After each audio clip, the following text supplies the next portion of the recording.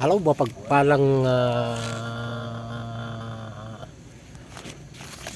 hapon sa ating lahat mga kabady, mga kapatid. Ito, start naman ng trabaho ang inyong lingkod. Pero bago ang lahat, nais ko muna kayong batiin ng magandang hapon pala sa inyong lahat, mga OFW. Mga OFW na katulad ko, saan man kayo naroroon. Happy Ramadan sa inyong lahat. Happy Ramadan talaga. O Ramadan Mubarak mga kabady, mga kapatid, sabi sa Arabic. So ngayon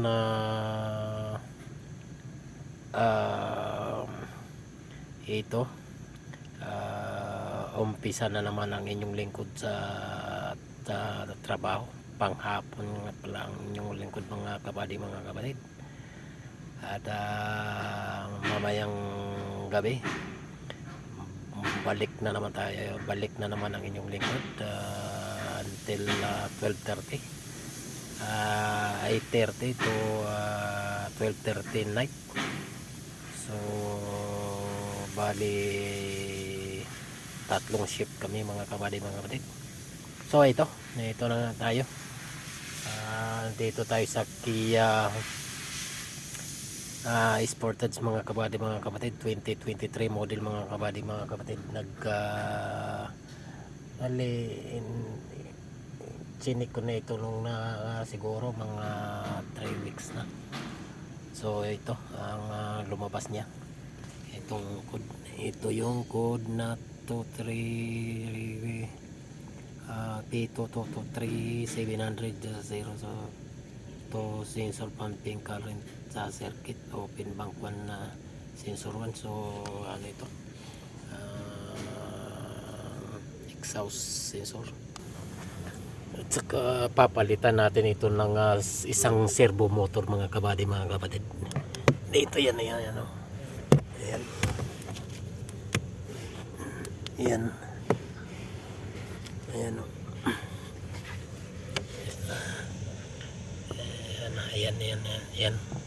Yan kulay puti ito.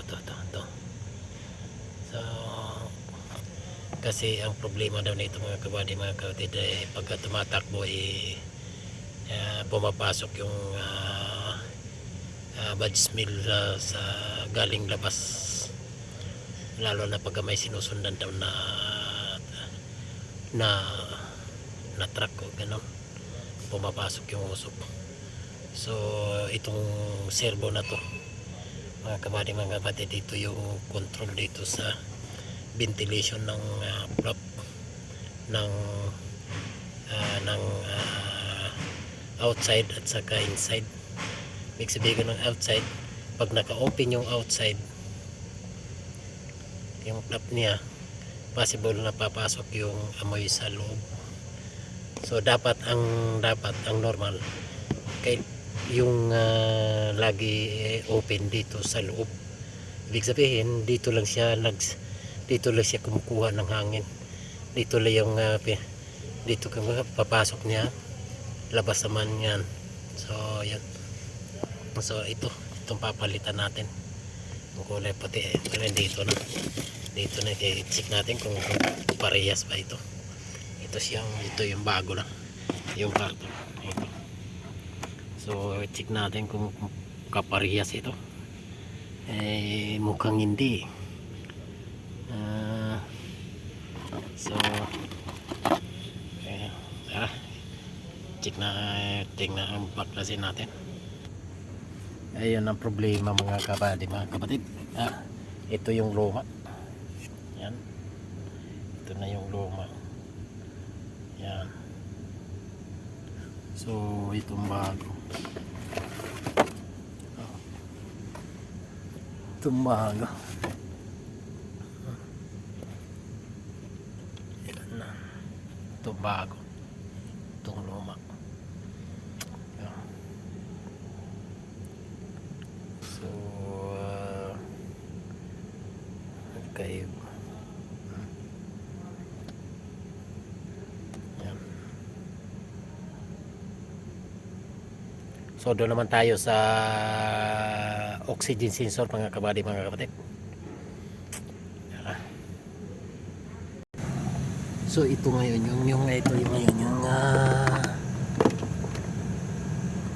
ito ngayon yung oxygen sa mga kapatid dito. Ito lang dapat. Dinalawa natin. So yan, top. Dalaway na rin natin ng palitan. Isa lang dapat ang papalitan. Isa lang yung lumabas sa maywaga natin rin po dito. So dalawa ng dumating na bago. So kabitan natin. So yan. Okay. So ito ngayon yung sensor mga kabady, mga kapatid. Ito na yung bago. Ito yung sinasabi dito. Yan, itong code na sinasabi, P223 oxygen sensor pumping current circuit open bank 1 sensor 1. Okay, so ito na siya. Ito na mga kapatid, ito yung looban. Itong karton niya. Yan, sensor assembly oxygen. So tara, kapit natin mga kapatid. So yan na mga kapatid, dahil na ito yung nakapit na natin ng bago.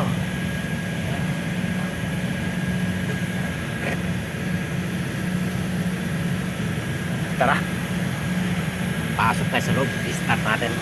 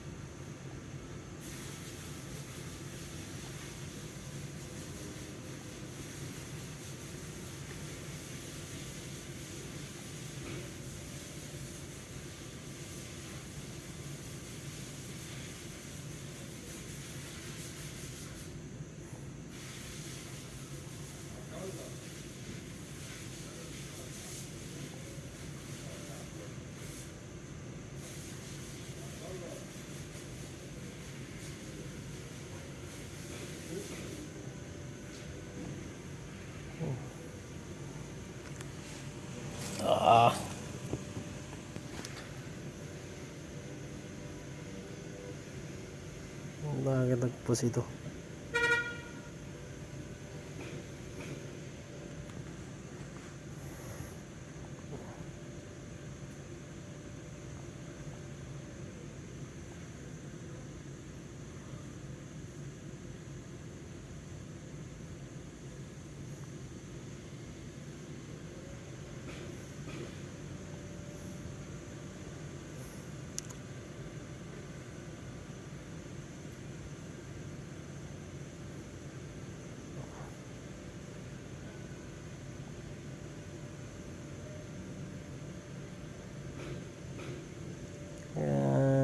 Do you want to delete memory?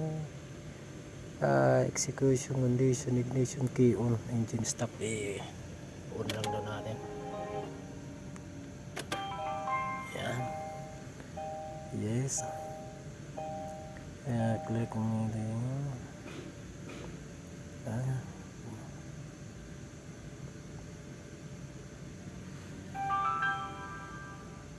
So wala na mga kapatid. Okay, start natin.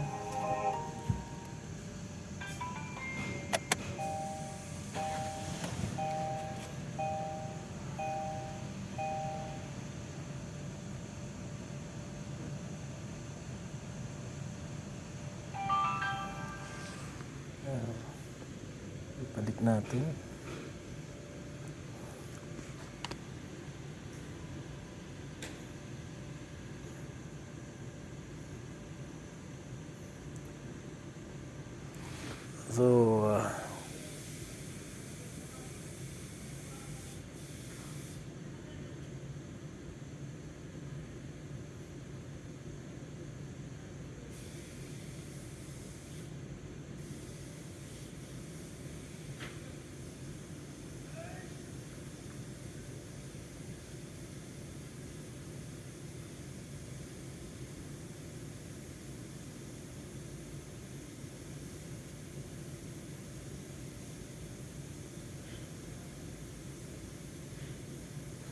So yan mga kabady, mga kapatid, papansin niyo yan, kulay green na, nawala na yung kulay red kanina, di ba? So kasi nasabi normal na. Dito yun sa mga ICM engine control module, mga kabady, mga kapatid. Dito yan, oh. Tingnan natin kung double check natin.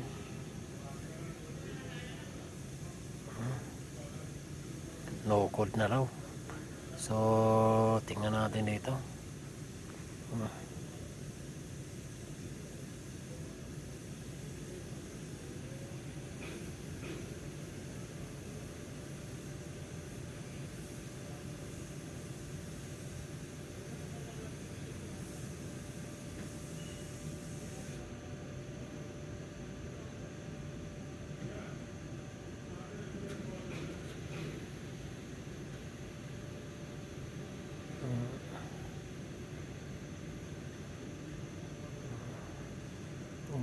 Wala daw ito support eh. Tingnan dito.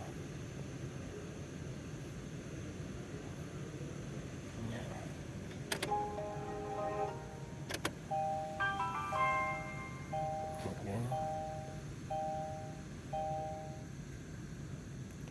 The integrated flow control valve ITM coolant fill function order number 1, coolant filling in terrain with ignition on, coolant injection refrain is additional coolant in the reservoir for 20 minutes after starting the engine. Identification completion after completing coolant injection vision.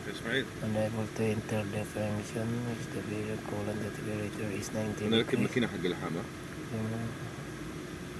Coolant filling and completed. Very nice.